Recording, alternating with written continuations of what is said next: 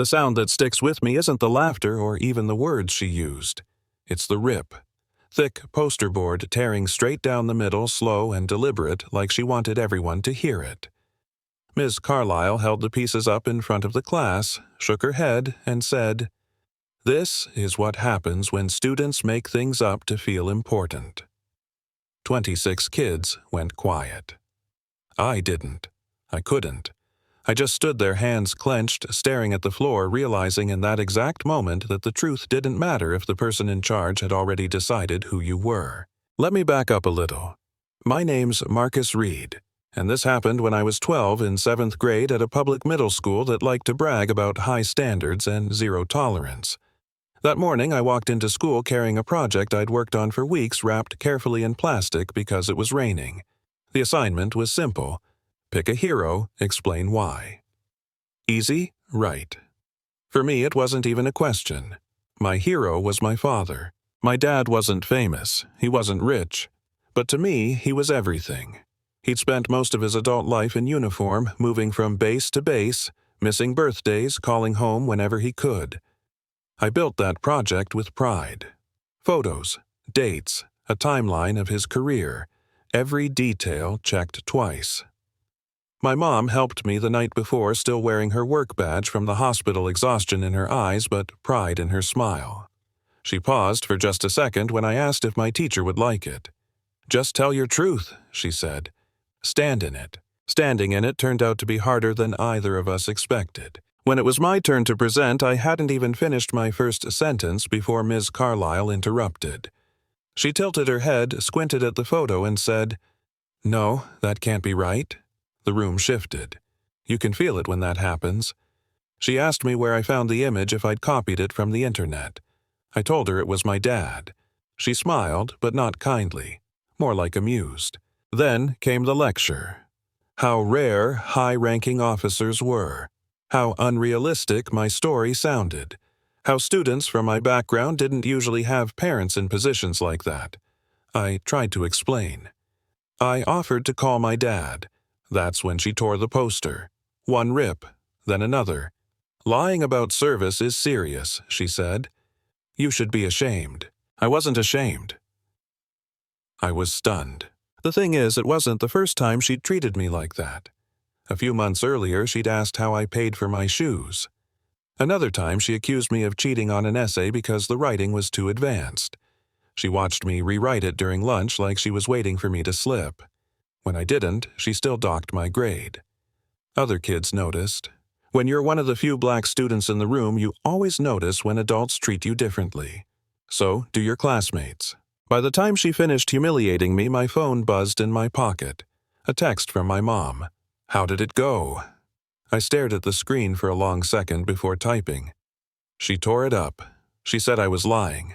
Her reply came almost instantly. "I'm coming." Ms. Carlyle wasn't done. She kept me standing there, turned me into an example.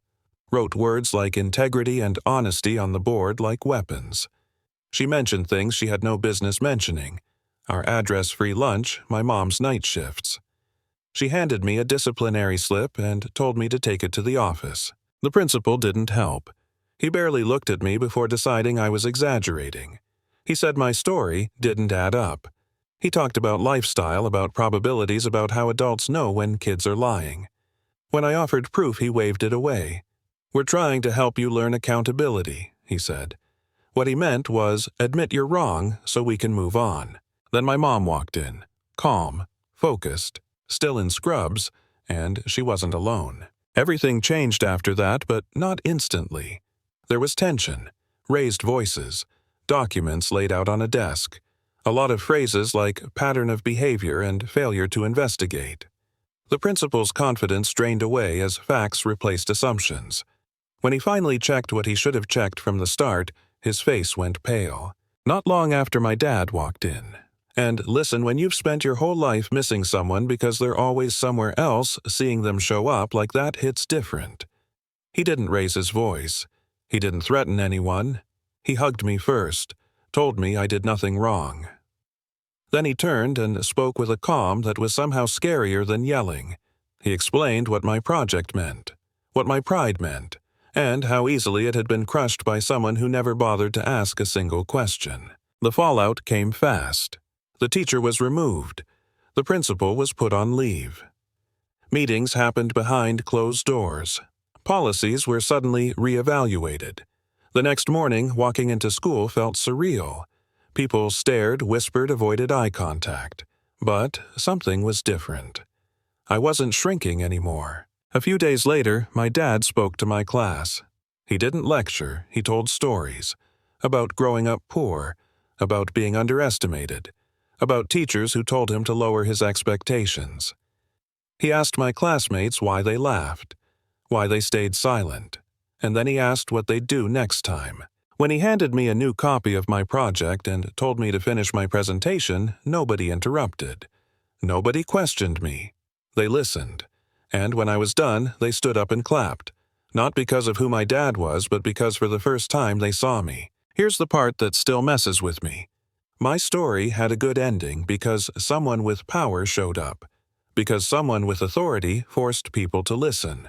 What about the kids who don't have that? The ones whose parents can't walk into a school and flip the script? How many of them are told every day that their truth doesn't fit someone else's expectations? That's why I'm telling this now. Not for sympathy, not for praise, but because moments like this are happening all the time quietly without cameras, without consequences. And whether you're a student, a parent, a teacher, or just someone watching this video, you're part of that equation. So here's my question for you. When you see something wrong, do you laugh along, stay quiet, or speak up? Have you ever watched someone get dismissed because of how they look, where they live, or what people assume about them? Drop it in the comments. Tell me what you saw, what you did, or what you wish you'd done differently. Because the next kid is standing in front of a classroom right now, telling the truth and waiting to see who's going to believe them.